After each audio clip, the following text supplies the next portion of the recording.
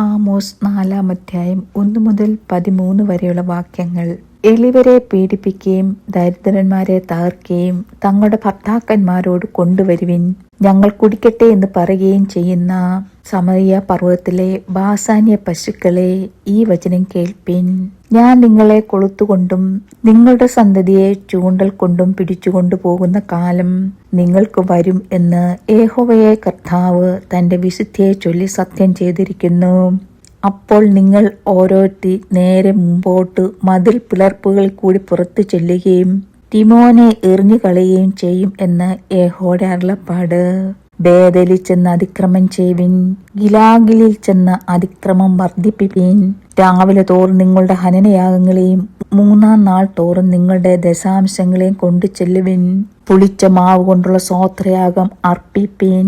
സമാധാർപ്പിതങ്ങളെ ഘോഷിച്ച് പ്രസിദ്ധമാക്കുവിൻ.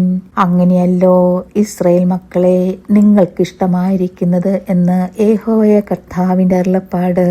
നിങ്ങളുടെ എല്ലാ പട്ടണങ്ങളിലും ഞാൻ നിങ്ങൾക്ക് പല്ലിന്റെ വെടിപ്പും എല്ലായിടങ്ങളിലും അപ്പത്തിന്റെ കുറവും വരുത്തിയിട്ടും നിങ്ങൾ എങ്കിലേക്ക് തിരിഞ്ഞില്ല എന്ന് യഹോവയുടെ അരുളപ്പാട്. കൊയ്ത്തിന് ഇനി 3 മാസമുള്ളപ്പോൾ ഞാൻ നിങ്ങൾക്ക് മഴ മുടക്കിക്കളഞ്ഞു. ഞാൻ ഒരു പട്ടണത്തിൽ മഴ പെയ്യ്ക്കുകയും മറ്റേ പട്ടണത്തിൽ മഴ പെയ്യിക്കാതിരിക്കുകയും ചെയ്തു.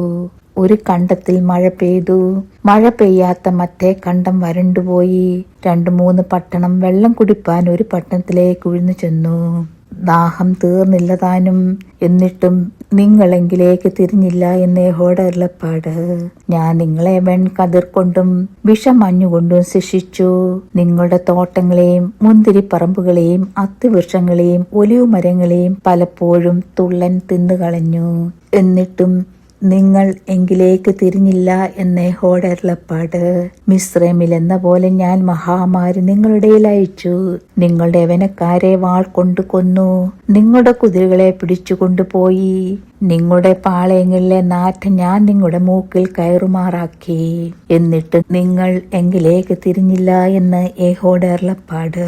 ദൈവം സൊദോമിനെയും ഗൊമോരയെയും ഉന്മൂലനാശം ചെയ്തതുപോലെ ഞാൻ നിങ്ങളുടെ ഒരു ഉന്മൂലനാശം വരുത്തി.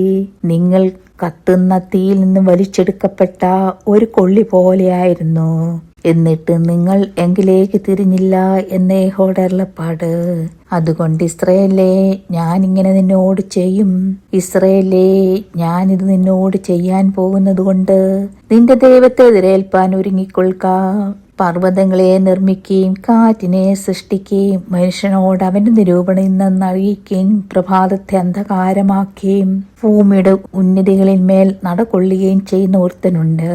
സൈന്യങ്ങളുടെ ദൈവമായ യഹോവ എന്നാകുന്നു അവന്റെ നാമം. ദൈവമേ, സ്തുതി നിനക്ക് യോഗ്യമാവുന്നു. ബാധിക്കുമോ?